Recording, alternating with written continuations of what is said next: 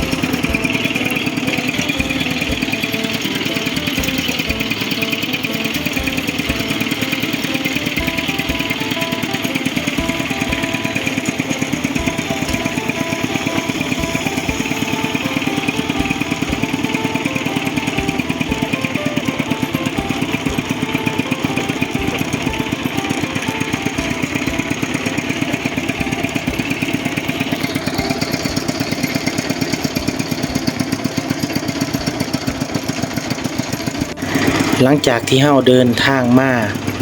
กะใส่เวลาจากถนนใหญ่เข้ามาในหมู่บ้านหน้าจันไตกะใส่เวลาประมาณเกือบ1ชั่วโมงทุกคนเนาะบ่าวรถกะไก่ฮอดบ้านแม่เฒ่าของบ่าวรถแล้วทุกคนเนาะบ่าวรถกะขอขอบคุณที่เข้ามาเบิ่งมาชมเข้ามาให้กำลังใจบ่าวรถเนาะกะอย่าลืมทุกคนเนาะเข้ามาแล้วกะอย่าลืมคอมเมนต์เนาะแล้วก็กดไลค์กดแชร์กดติดตามเพื่อเป็นกำลังใจให้บ่าวรถนี่เด้อทุกคนเนาะ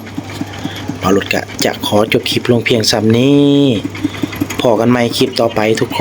น